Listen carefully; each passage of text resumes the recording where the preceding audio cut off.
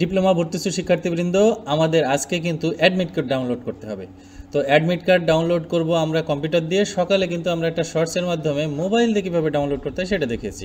তো এখন কম্পিউটার দিয়ে ডাউনলোড করব এবং প্রিন্ট করা যাবে, যেহেতু কম্পিউটার দিয়ে সরাসরি, তাই শেষে থাকছে কিন্তু দুইটা প্রশ্নের উত্তর। তো চলো যাওয়া যাক। তো অ্যাডমিট কার্ড ডাউনলোড করার জন্য প্রথমে আমরা কারিগরি শিক্ষা বোর্ডের ওয়েবসাইটে যাব। আমরা যদি লিখি যে কারিগরি শিক্ষা বোর্ড অথবা বিটিবি লিখে সার্চ দিলেই কিন্তু চলে আসবে। তো এখানে যাওয়ার পরে আমরা যাব কোথায়? সরকারি বেসরকারি সকল শিক্ষাক্রমে ভর্তি, এখানে। এরপরে এখানে আমরা দেখতে পাচ্ছি যে এই যে উপরে সরকারি প্রতিষ্ঠানে ভর্তি পরীক্ষার জন্য অ্যাডমিট কার্ড ডাউনলোড, এইখানে আমরা ক্লিক করব।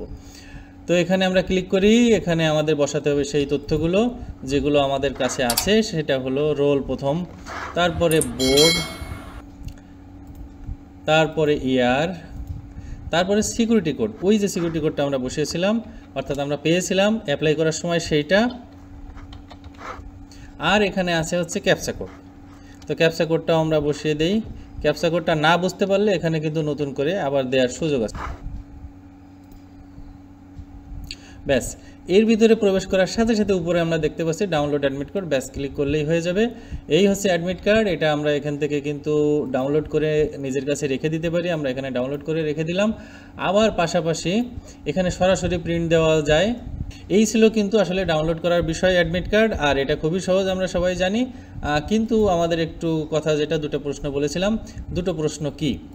একটি প্রশ্ন আসছে, অনেকে বলছে এই ডাউনলোড অপশনটা তার দেখাচ্ছে না। আসলে আমার ধারণা তার না দেখানোর একটা কারণ আছে। কারণটা হচ্ছে যে সে এখান থেকে একইভাবে সরকারি বেসরকারিতে যাওয়ার পরে উপরের দিকে সে তাকাচ্ছে না। এই অংশটাতে না তাকিয়ে সে সরাসরি আবেদনকারীর লগ ইন এখানে চলে যাচ্ছে। এখান থেকে আবেদনকারীর লগ ইনে যদি যায়, অনেক সময় অ্যাডমিট কার্ড শো নাও করতে পারে। আচ্ছা, আরেকটি প্রশ্ন ছিল, সেটা হচ্ছে যে সেন্টার, আসলে পরীক্ষা সেন্টার কোথায়? এটা কিন্তু আমরা যখন অ্যাপ্লাই করেছিলাম তখনই আমরা নিজেরাই সিলেকশন দিয়েছিলাম যে অমুক সেন্টারে আমি পরীক্ষা দিতে চাই। আর হচ্ছে যে এখন কিন্তু যদি কম্পিউটারের দোকানদারও করে থাকে, তাহলেও এখন জানা যাবে হচ্ছে ওই অ্যাডমিট কার্ডে। এই অ্যাডমিট কার্ডে এখানে কিন্তু পরীক্ষার সেন্টারের কথাটা একেবারে উল্লেখ করে আছে। এই যে এই ক্যান্ডিডেটের যেমন হচ্ছে খুলনা পলিটেকনিক আছে, তার সেন্টার। ব্যাস, তো এই ছিল অ্যাডমিট কার্ড সম্পর্কে কথা। আশা করি সবাই পরীক্ষার জন্য প্রস্তুতি নিচ্ছ। সকলকে অসংখ্য ধন্যবাদ।